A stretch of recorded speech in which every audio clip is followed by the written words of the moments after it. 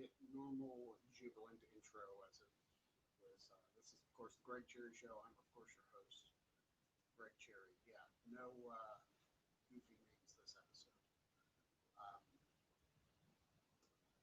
I feel like, first of all, I'll go over what's on today's show, but I feel like of all times, we need to talk about last night. And this is a show that tries to steer away from politics, but it's damn near impossible after last night. So let me go over what's on today's show. First of all, the debate. We're going to talk about it. We might not talk about in detail what happened. In fact, we probably won't, but I'm going to talk about politics. And we typically do what's trending now, but literally everything that's trending now is political. So I'm throwing that segment out the window too. It's just not going to happen. We are going to talk about football and wrestling from this past week because we need a little pick me up. We really do. And, some people will be picked up by it, some people won't. We are still doing Weird Law Wednesday. We talked about on last week's show, we're doing Oregon. So, and there's quite a few odd laws in Oregon that I wish some people would vet for me. And then, of course, we'll go into the Wednesday too. Now,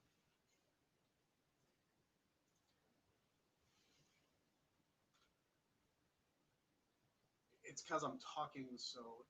First of all, I had lots of technical issues. I don't know what the deal with it was. I mean, I can go into the microphone settings and fix it.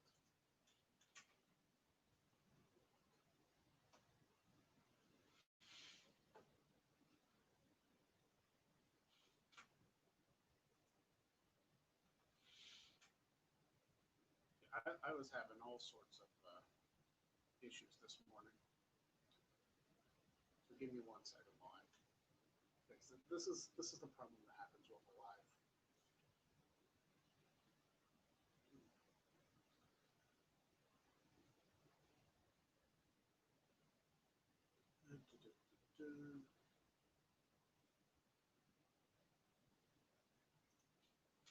Sounds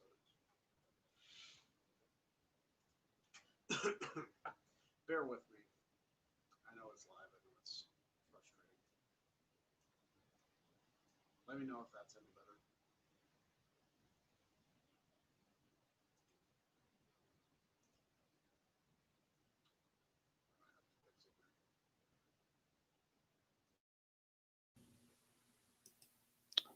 Let me know if that helps.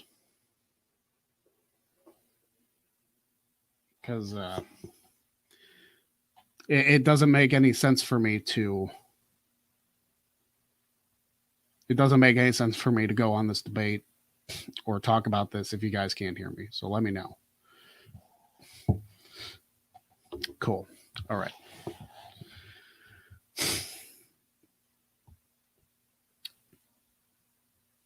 Last night was probably one of the lowest points in American history. I say one of. Obviously, there's stuff that's happened that's been way worse. There's been wars, there's been 9/11, there's been terrorist attacks and all that stuff. But as far as American politics, it was one of the lowest moments in history.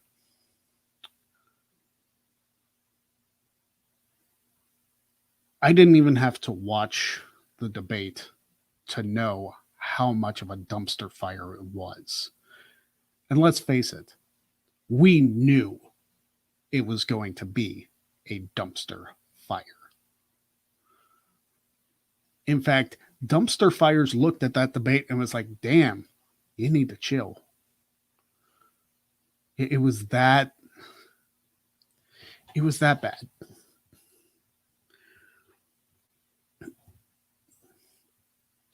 And what's worse about it is people are saying, oh, Biden won the debate. Biden won the debate by attrition. He pulled the old boxing rope-a-dope strategy, let Trump tire himself out, and Biden won by attrition. He didn't actually do anything or say anything. He just let Donald Trump be an idiot. And quite frankly, that was probably the smartest thing he could do.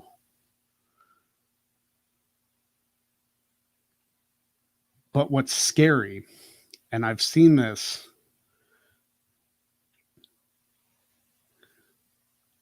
so often, and it's the reason I don't have a guest host, because I figure I need to talk about this specifically from my viewpoint.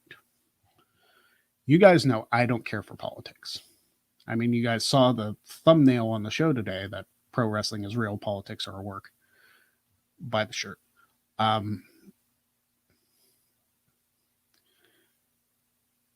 It just disgusts me so much to see what politics has become. Or maybe it's not what politics has become, but what I've realized that politics is. It's entertainment. Politics is entertainment. It doesn't actually accomplish anything. It is its own TV show. Politics is the ultimate reality show where you hate everybody involved. But the thing is, it's never going to be canceled. It's going to be renewed year after year, season after season. It never ends. And I've seen people who said, and if they watch this, I apologize, because, I mean, you know who you are because I commented on your tweet, that literally said that it doesn't matter what Biden does or says, that they got his vote just because he isn't Trump. I understand.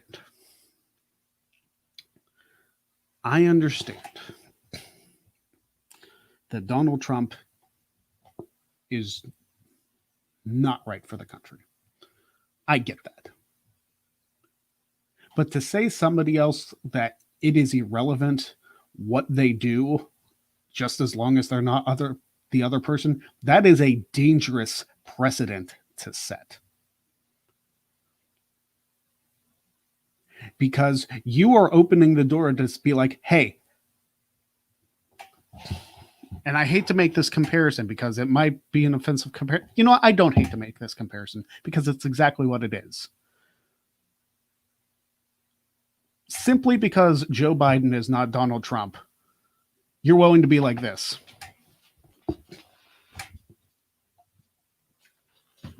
Have your way with me because you're not Donald Trump. You don't care what he does. Simply because he's not the other person. Listen, I'm not voting for either one of them. So I don't have a horse in that race as far as Republicans and Democrats go. They can both kiss my ass. But to vote for somebody else simply because you hate the other person that much.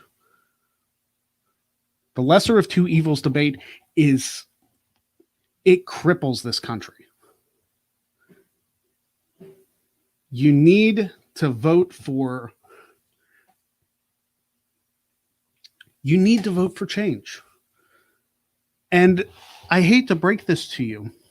Voting for the same two parties every single election cycle is not change. Louder for the people in the back. Voting for the same two parties every 4 years is not change. Do I need to repeat myself again? Because I will do it until somebody freaking hears me. You cannot complain that there is no change in this country and then do absolutely nothing to affect that change. You say voting for Democrats is change. It is not change. Democrats have run this country before. You say you vote Republican because you want change. Republicans have run this country before. When you vote for the same two parties and nothing changes, why are you surprised? Why is it such a shock that nothing gets done regardless of which candidate's in office? Are you this worked by politics that you think that there is actually change when somebody of a different name goes into office?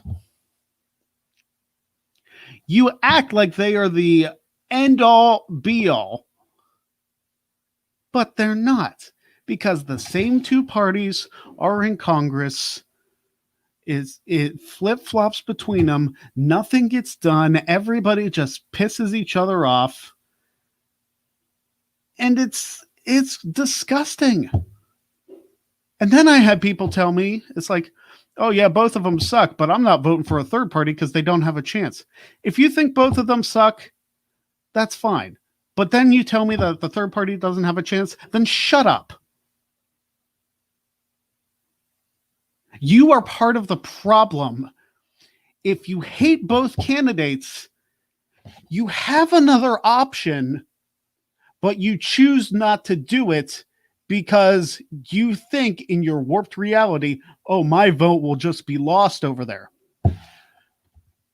I don't know if anybody explained to you how math works, but if enough people decide that they don't want either candidate and they vote for the third party candidate, and get this, if the third party candidate gets more votes than the other two candidates, then that person wins.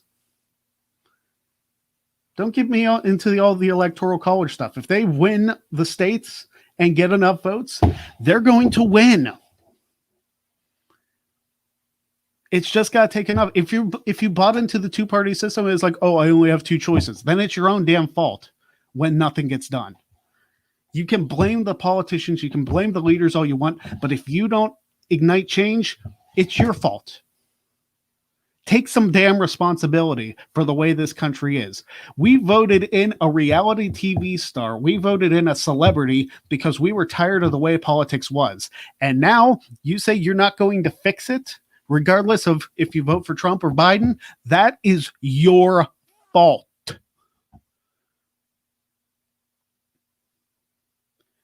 If you don't vote for actual change, meaning not Republican and not Democrat, you have that option. Take it. Do not vote against somebody. Vote for somebody. Politics is the only game where defense does not win championships.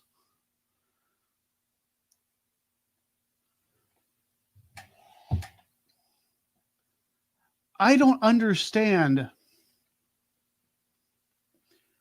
why everybody is so worked by politics, and it is so frustrating that they are full of hate. Okay, you hate Trump. You tell me that every time you tweet or you message something. We get it. But then you vote for the other guy who's not going to do anything. You're an idiot. I don't like either one of them. So you know what I'm going to do? I'm not going to vote for either one of them. I'm going to vote for somebody else that's running. Imagine that. What? You mean that's possible? Yes, it's possible. Jo Jorgensen, the Libertarian Party. Her site crashed after the debate because so many people went there looking for another option. You mean that's possible? Yes. Do not buy into what you are conditioned to think about. You think it's Republican versus Democrat, and that's the way it is. That's the way it will always be. No, it's not. When you stop being told what to believe and you actually think for yourself, that's when change happens. It is not that hard. You don't like Trump, don't vote for him. But you don't like Biden either. Guess what? You are not obligated to vote for him.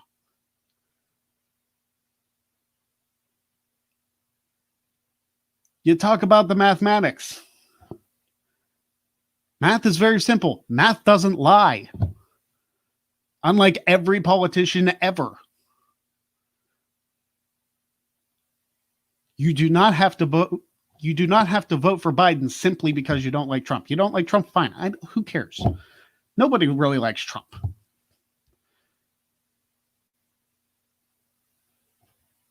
But you have other options. And you're like, oh, a vote for the third party is basically a vote for Trump. No, it's not, you idiot.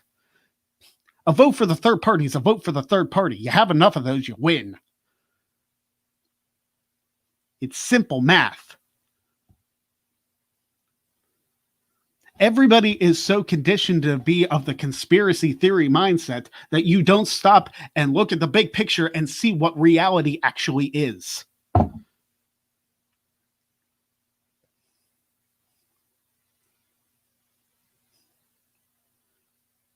Imagine if somebody was a Trump voter and they voted for the third party instead. That's not a vote for Trump. It's a vote for the third party. In fact, that's a vote lost for Trump. Think about it, people. Do you want to be controlled by politicians for the rest of your life and act like you are less than they are, that you are inferior to them? Then keep voting for the two-party system. You can't enact change when you don't vote for change. Like, oh, Biden's a change. It's really not. It's the same party that has run things with Obama, with Clinton, with Jimmy Carter. It's the same damn party. And you vote for Republican, it's the same party of Trump, George W. Bush, George H.W. Bush, Ronald Reagan. When you vote for the same two parties, you don't get change. You get a bunch of people in a damn pissing contest, and it accomplishes nothing. Politics is like pro wrestling, except without the excitement. Believe it or not, Raw has a better storyline. And take your pick of which one than the presidential election. Pro wrestling is real. Politics doesn't work. I don't understand. And I know that some people won't get this and they'll be like, oh, well, blah, blah, blah, blah, blah. I'm not supporting one candidate over the other. If you don't like Trump, fine. If you don't like Biden, fine. If you don't like them both, guess what? You don't have to vote for either one of them. Send this particular episode to everybody you know, because it is a bitch slap of reality. Hey, you don't like them. You don't have to vote for them.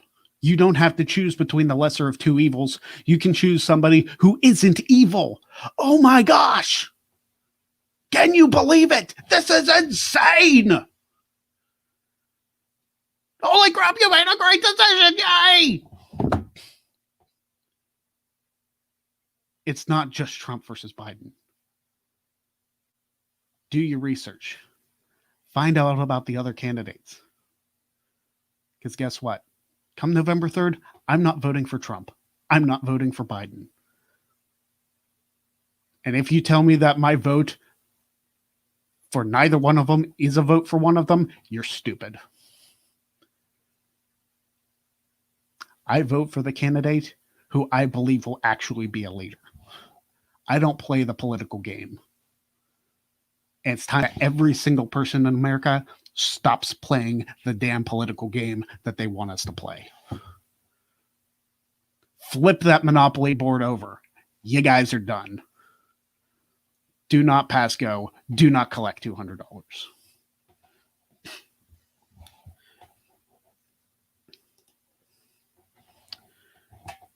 Don Wooding says, I'm Canadian, but Greg gets my vote in 2024. Hey, I'll be eligible in 2024. Through U.S. law, you have to be 35, so I'm not eligible this year. But 2024, I will be... I'm trying to think when the election is in 2024. I mean, it's obviously in November, but I'm not sure where my birthday falls. I will be of age in 2024, so get those Greg Cherry for president things going. I'll run as a third party. I don't care. And I guarantee you, it'll be better than whatever the garbage heap is for the Republicans and the garbage heap is for the Democrats. Guaranteed.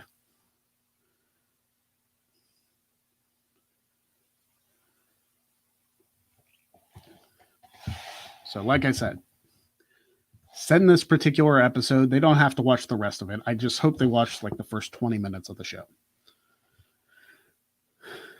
Let them know. And hopefully I get more followers. I know I don't talk politics a lot, but there's a reason for it. Politics are a work. Pro wrestling is real. Again, buy the shirt. The link's in the description.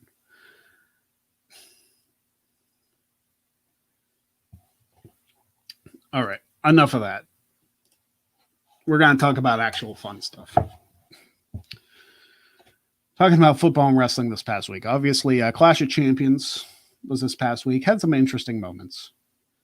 The Roman Reigns Jey Uso match was way better than anybody expected it to be. And Reigns' storyline as this badass destroyer, the tribal chief, like, it makes him a terrifying heel, and it is beautiful. What they have done with Roman Reigns in the last month alone should be commended. A lot of people tend to crap on WWE storylines, but this one is perfect. It doesn't supersede Sasha Bailey for me. It doesn't. Because that one has been building, and that one is going to continue to build. I hope they go past Hell in a Cell, but it doesn't look like they're going to. That one, it supersedes the Reigns stuff, but Reigns is damn close.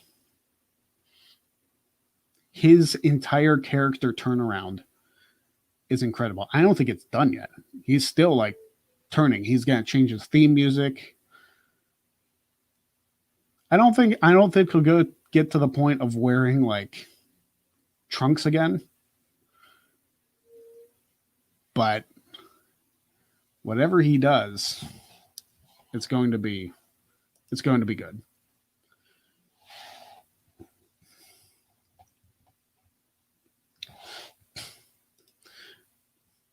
This guy experience says, wait, that's a shirt? Yeah, I have the Pro Wrestling is Real, Politics is Work. I have that shirt. I made it yesterday, actually.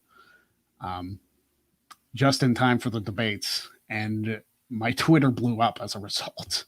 So yeah, the shirt exists. Link is in the description. Tell all your wrestling friends, because wrestling is way more enjoyable than politics. It always has been, and it always will be. Wayne DeP says Sasha versus Bailey to main event Hell in a Cell in the Cell. That's what it's looking like.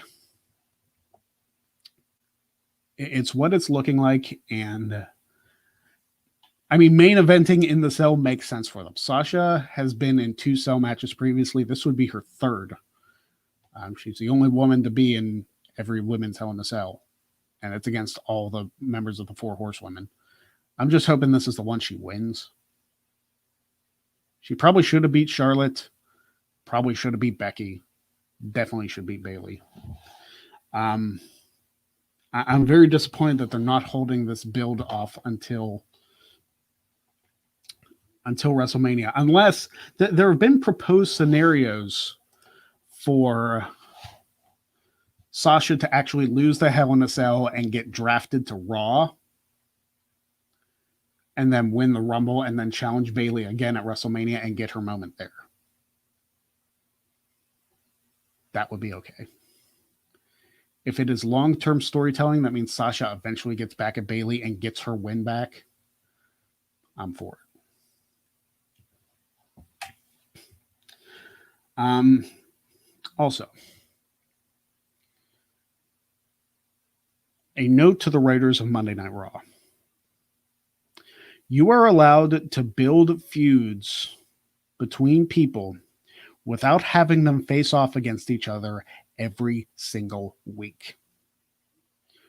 Why would we care about the match on pay-per-view when they've already wrestled each other 14 times since the last pay-per-view?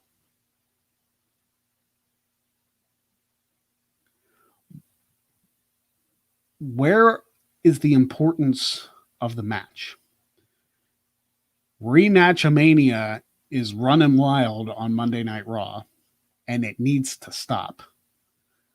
If your writers can't think of any other way to build feuds other than having the same people face each other every week, then get better writers. Get better bookers, whatever you need. There are ways to build feuds without having the same people face each other every week. There's interference, there's promos, there's this, there's that. You don't have to make them wrestle each other all the time.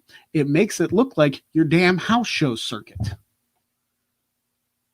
Because on house shows, you can do that because it's not in front of the same fans every single week or every single show. But doing it on the shows kills your effectiveness of the feuds. The only reason we remember these feuds is because they haven't stopped, because you see them every week. Come on, guys. I mean, why is the stuff on SmackDown so fresh and the stuff on Raw is rotted? Like Roman Reigns and Jey Uso. First time we ever saw that match. And there was such damn great story in it. Such great story. I mean, praise God for Samoan wrestling personalities. All of them, man. They provide some memorable moments, and they're so damn good. Like, thank you, God, for them. Thank you for Reigns, the Usos, Rikishi, The Rock, you name it. Wild Samoans, thank you for all of them. But why are you having the Hurt Business could be so damn good. I love the Hurt Business also, for the record. I love the Hurt Business. MVP is so damn good. Lashley is good. Shelton Benjamin's back on TV. Man, it makes my heart happy. I love the Hurt Business. I want them to be the top faction on Raw. Like, I want the Hurt Business to main event a pay-per-view with Drew McIntyre. That's what I want. Drew McIntyre versus Shelton Benjamin. Man, that would be a good match. You're like, oh, well, the way they're booked. Screw the way they're booked. If you can change somebody's booking around in like a month's time, you can book your way out of anything. I thought Bayley was dead on arrival in 2017 during the Alexa Bliss feud. And let's face it, her babyface character floundered till she won Money in the Bank. But the heel turn was needed so badly. And Bayley is one of the hottest things on SmackDown right now. I'm telling you, the way you're booked is a big deal.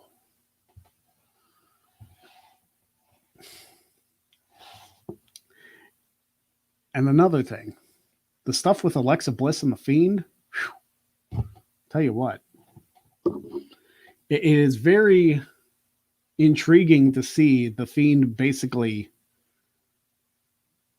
I don't want to say controlling Alexa Bliss, but she's kind of possessed by The Fiend. And she delivers a sweet Sister Abigail. I'm telling you what. I don't know if it's the way Nikki and Lacey are selling it, but damn, she's smooth on it. Smoother than Bray, honestly. It's SmackDown is just superseding Raw in all of the big areas. The in-ring match quality, the storylines. Raw just throws things together. Like, you have 3 hours of TV. This is why I keep saying that Raw needs to cut back to 2 hours so you can focus on the important stuff. You can actually build feuds instead of, hey, we need to fill time. That's what it comes across as. Raw comes across like you need to fill time. Instead of building feuds, you just throw things in there because, oh yeah, we need to get them on the show. Maybe that's why SmackDown is better. Maybe that's why NXT is better, because they focus on feuds. They build things. Raw just fills time. Fix it. Put it back to 2 hours. Like talk to USA about this. If it's USA's call, then it's USA's call and you got to deal with it. but at least find people. Expand your team. Hire me. I'm not doing anything. Hey, somebody get Vince McMahon or Bruce Pritchard on the phone. I will help you. I will make it. I will work overtime to make Raw better. Like on my days off, I will write stuff to make Raw better. Hire me. I've been watching the show long enough. It's like you give me a direction, fine. I can figure out a way to make that work. Let me write the show by myself. Damn. Would it be frustrating? Yeah, but guess what? It would be like 40 hours of, hey, this is worth it. And everybody talks about the ripped up scripts and stuff like that. First of all, scripting down to a T, a wrestling show, please stop that.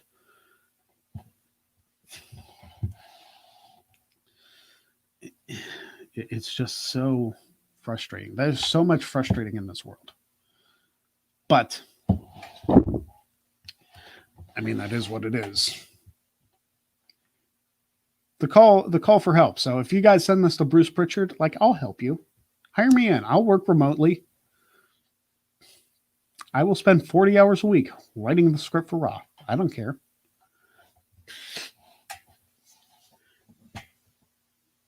Like, I'll work overtime. Do it. I'll do whatever you need me to do to have your scripts ready at Monday at 8 o'clock. Please, somebody send this to Bruce Pritchard, because if I did it, it would come across as, meh, not going to pay attention and be like, hey, listen to this guy. He'll do it. Give me a call, Bruce. Send me a DM, something. I think that's enough for wrestling for right now. I do want to talk about football because we do have the weird laws segment to get into. Steelers are 3-0, which makes me very happy. But their game against the Texans, or not the Texans, we just beat the Texans. The Titans is postponed till possibly Monday or Tuesday, which is if it's Monday night, I'm watching football and not Raw again. If it's Tuesday, that's going to be really weird. But yeah, due to the COVID test, I can't wait till all this COVID stuff is over. Till we can resemble some semblance of normalcy. And again, like I said, it's probably going to be post-election, because you got to keep that going until the election be like, oh, how's it going to be fixed? And then one of them wins and it's like, oh, it's fixed. We just need your votes one way or the other. But there's ways to fix it, and they're not fixing it because they want the votes. That's exactly what it is. And for saying it's one candidate or another, being like, oh yeah, Trump's responsible for all the deaths.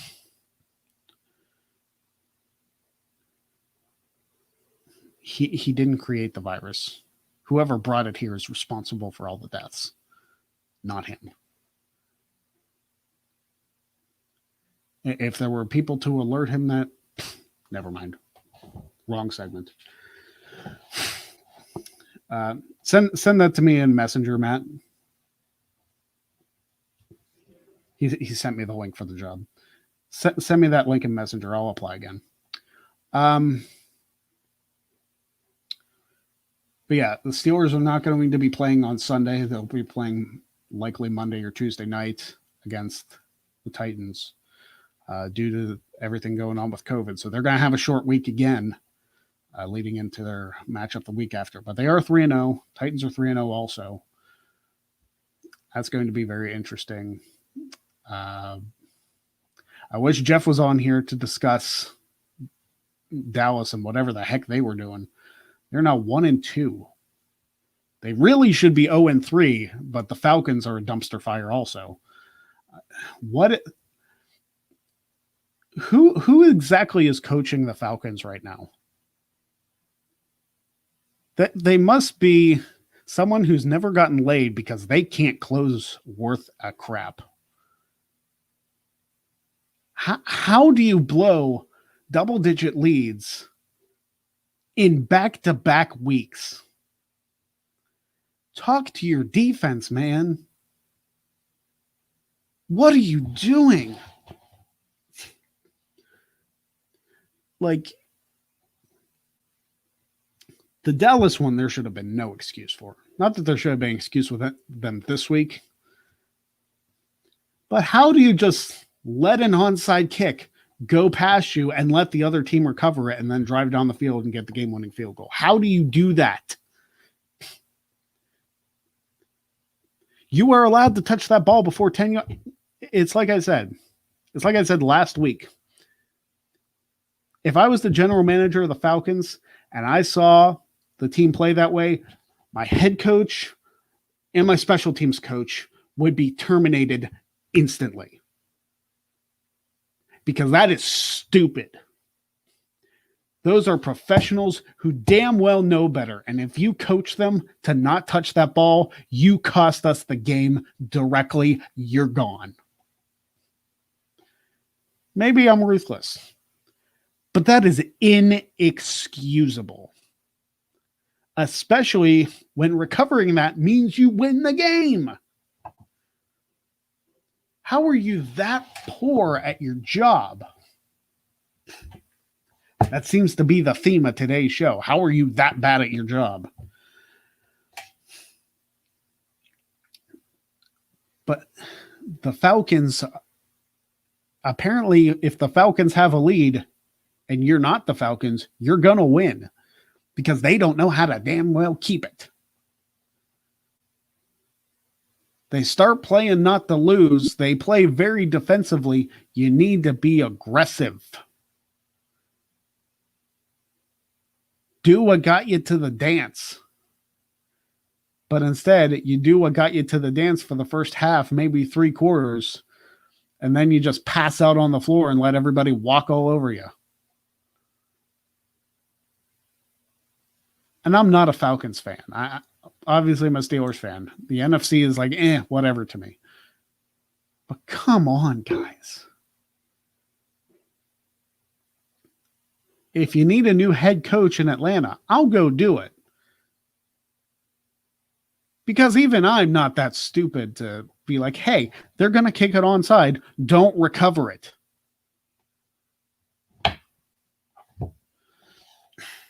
It's just so dumb. And I'm going to rip on the Falcons until they win a game. Like they actually have a big league and then they don't blow it. I don't even hate the Falcons. I rooted for them in that Super Bowl that they blew. But come on. It's unbelievable. I did see that Nick Foles came in for Mitch Trubisky. Trubisky's done. How he ever won the starting job is beyond me because he is terrible. But Nick Foles led the Bears to a win. So, I mean, they did win, right? They did come back and win that game. They're 3-0. I don't understand why you keep Trubisky in there. It makes no sense.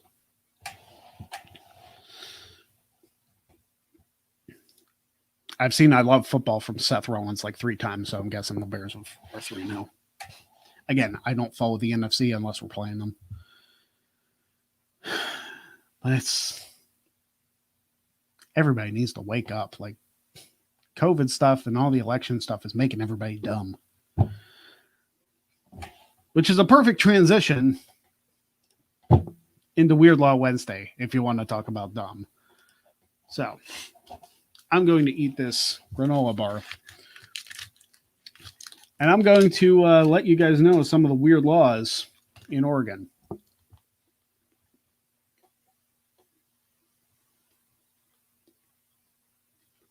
In Oregon, drivers may not pump their own gas. So every gas station is full serve then? That's weird.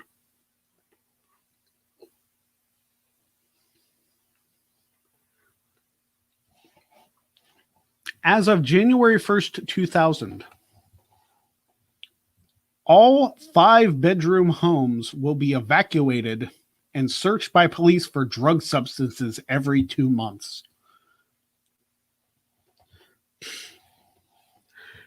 How big was the drug problem in Oregon? That if you have a 5-bedroom house, police have to search it every 2 months for drugs. Imagine being a pastor or like somebody who's very clean cut and like has no issues with the law and never has, to have police at your house every 2 months just because you have a big house. That would be obnoxious.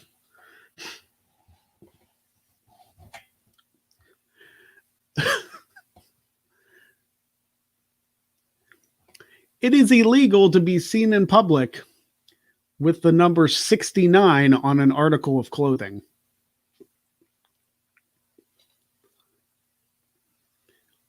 So hopefully you don't have any jerseys with the number 69 on it, including the DX one from back in the day. Because if you're seen with that in public, it's illegal. What?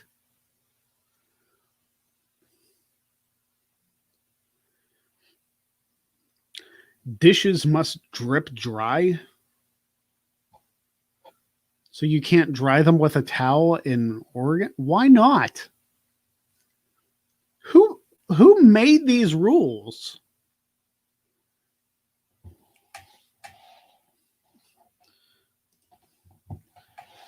Also in Oregon, ice cream may not be eaten on Sundays. Well, piss off, Oregon. This is America. I'm going to eat my ice cream when I want to. That's my knuckle.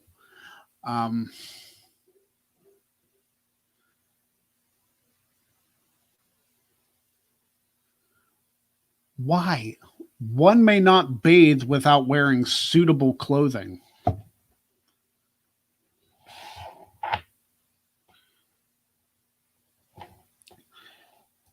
Does anybody here bathe while wearing suitable clothing? And what exactly is suitable clothing? You have to go bathing in a wetsuit? Doesn't that kind of defeat the purpose? What are you doing? Clothing that covers one's body from neck to knee. So it damn near is a wetsuit. Why?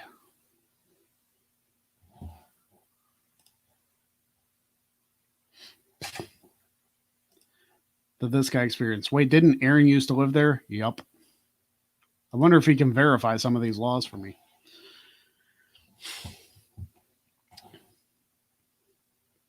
It is illegal to whisper dirty things in your lover's ear during sex. Boy, I'd hate to be the police on duty for that one. Hey, if you're having sex, I got to listen to what you say to your lover. Ooh, you like that, baby? Sir, I'm going to have to ask you to back up. Fine, I'll whisper some clean things. I folded the laundry. I washed the sheets. I brushed my teeth before I came in here. Sir, that is turning her on. What are you talking about? How do you enforce that? What are you talking about? Okay, this must be... I brought this up a couple times before.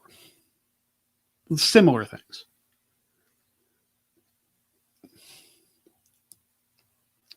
You cannot eat a donut and walk backwards on a city street.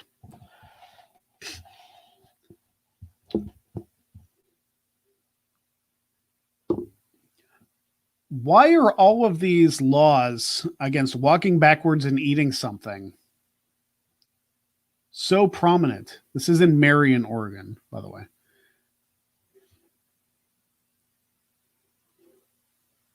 Why are these? I don't get it.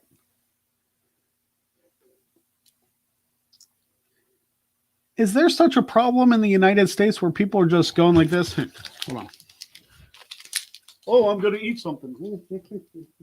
No. Is that a problem? Did I just commit a felony in Pennsylvania by eating something and walking backwards? I mean, this is not a city street, so I guess in the comfort of my own home, I'm fine. But why is it so ridiculous?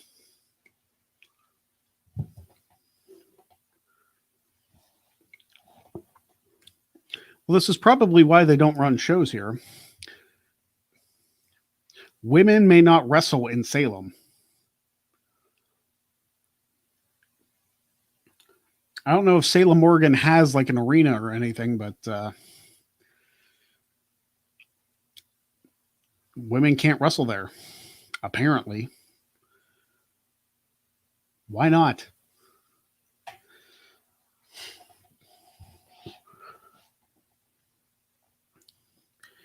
In Yamhill, Oregon, it is illegal to predict the future.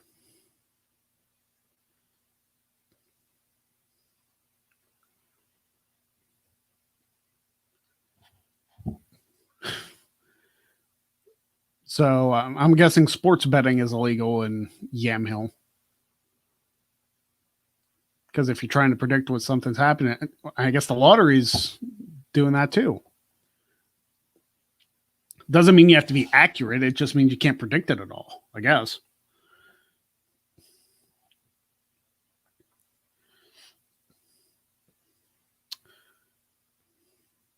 In Stanfield, Oregon, it is against the law for animals to have sex in the city limits. What are you going to do? Arrest a giraffe? Not that there would be giraffes necessarily in the city limits, but excuse me, Mr. Dog, you're being arrested. You cannot have sex in the city limits. What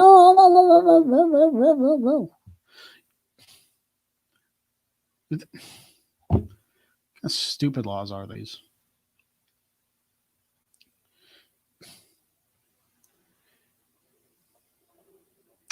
In Portland, Oregon, people may not whistle underwater. I can't whistle anyway, so I'm fine. But why would you want to whistle underwater? That's all you'd hear.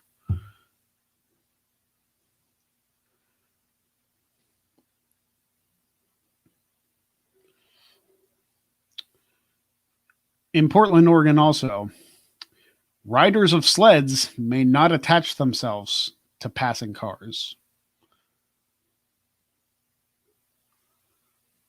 Wait a minute. Riders of sleds may not attach themselves to passing cars. Not like attaching themselves to a car and then like riding down a hill or whatever, but the passing car. You think sled riders just have like lassos or like hooks that they just throw on and hope to catch on a bumper and go, whee!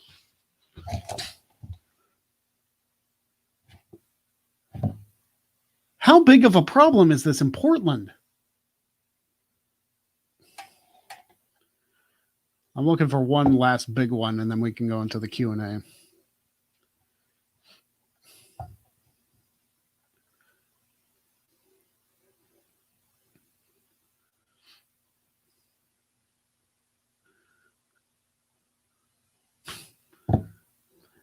This isn't the one. This isn't the last one, but it's just weird. A door on a car may not be left open longer than is necessary. You got stopwatches in Oregon. Just time. All right. You have exactly 10.2 seconds to get your groceries out of the car. And go. 7 seconds. You better hurry. You drop that bag. It's longer than... Nope. 10.3. Nope. You're going to jail. How do you measure that? That's so arbitrary.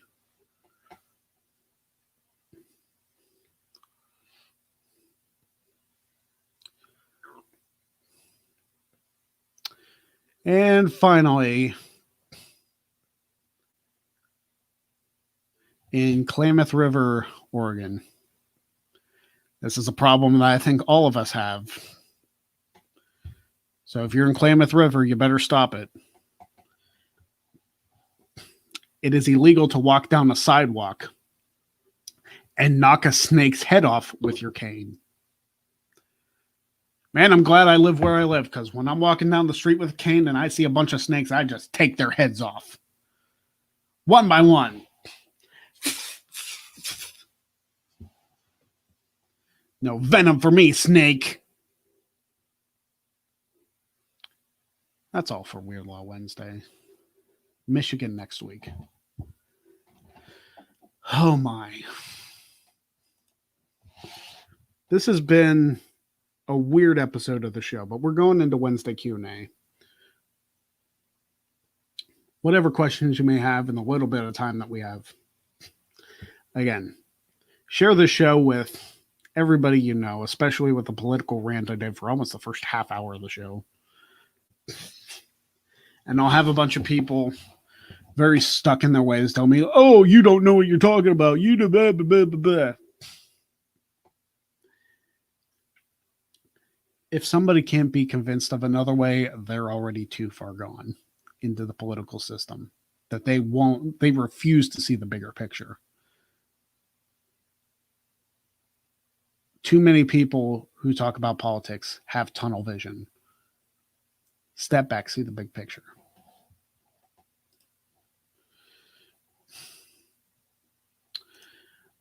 Cool Brothers Radio Podcast. Who would you choose among all pro wrestlers all time to build your franchise around? You can pick one heel, one face, one tag team, and one female wrestler. I'm telling you right now, the female is Sasha. The baby face will be Shawn Michaels. The heel. Who do I want for the heel? Roddy Piper. And the tag team, I'm going to choose Beer Money. So I would have Roddy Piper, Shawn Michaels, Beer Money, and Sasha Banks. I think that's a unique enough start. This guy experience. Did you already do Virginia and New York for Weird Law Wednesday? I actually did New York last week. So go back to the last week's show. I did, or did I do California last week? I feel like I did New York either last week or the week before. One of the two of them. But I did do New York already. I have not done Virginia. I need to keep track of which ones I do, though. Because I started with Pennsylvania. I did Florida. I did California, Indiana, New York, and now Oregon. So Michigan is next week. Maybe Virginia I can do the week after. I'll keep track of this. I should have done it alphabetically, but I was like, nah, I'll just jump all over the country. But yeah, New York's got some weird ones.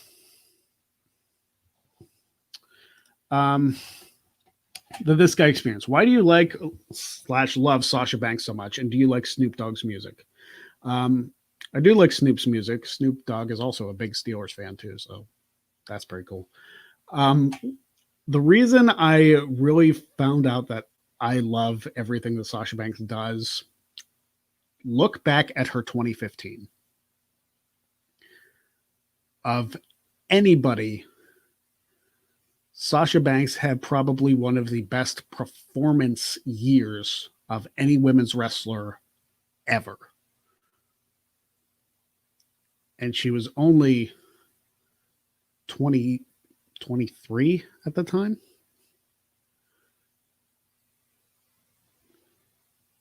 It was absolutely incredible. The quality of matches she pulled off when being relatively new to the spotlight as far as NXT and WWE were concerned. The Fatal 4-Way with all the 4 horsewomen was gold. Her match with Becky at Unstoppable was gold. Do you need me to go into how much detail and how awesome the series of matches with Bayley was in 2015? Watch them. And the heel work in the Iron Man match was beautiful. Izzy will tell you that too. I mean, she was there for it. But since then, regardless of how she's been booked, Sasha Banks to me is the most consistently incredible person to watch in the ring. Say what you will about her promos, but in the ring, Sasha delivers every single time. And I know people are all like, oh, Botcha Banks, oh, she ended Paige's career. Listen, if Paige doesn't hold it against her, you shouldn't either. Not that you should anyway, even if Paige did, but you need to let things go. The lack of forgiveness in this country for many things is a reason why we are where we are today. But beyond the mistakes that she's made, because let's face it, every single wrestler has made a mistake at one point. Look at the quality of matches when Sasha's in the ring against them, and look at them when they're against somebody else. Tell me which match was better. Charlotte versus Nia Jax, Sasha versus Nia Jax. Sasha. Charlotte versus Becky, Sasha versus Becky. That one's actually pretty close. But for me, I give the edge to Sasha. Charlotte versus Alexa Bliss, Sasha versus Alexa Bliss. Sasha. Charlotte versus Bayley, Sasha versus Bayley. That one's Sasha hands down.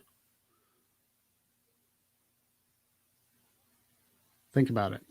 When comparing like opponents, who has the better matches when they're in them? Sasha. I keep saying she's the greatest women's wrestler of all time, and I stand by that. Until I see somebody come along that's better, Sasha's number one. Regardless of how she's been booked and whatnot, Sasha is, in my opinion, the greatest women's wrestler of all time. We went slightly over our time, but that's okay. I think it was necessary for this episode. And I did start a little late due to technical issues, but it's fine. I'm, of course, Greg Cherry. Yes, no fake name again this week because it was very much appreciated.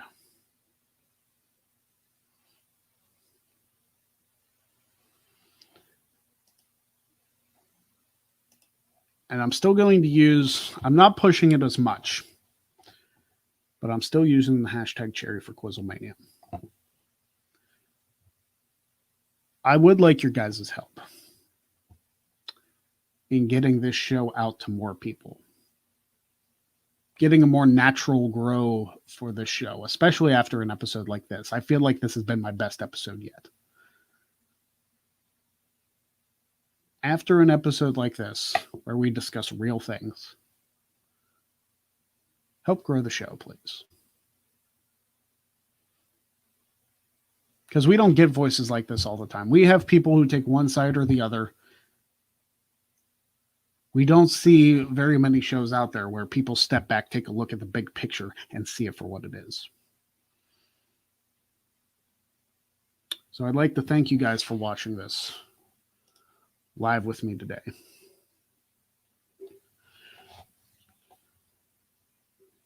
And I really hope for all you guys' sake that when it comes to November, you vote and you vote smart. I will not tell you who to vote for. I will not lead you either way. Vote by your conscience. Vote by the facts. But most importantly, vote for real change. I'll see you guys next week. on the Great Cherry Show.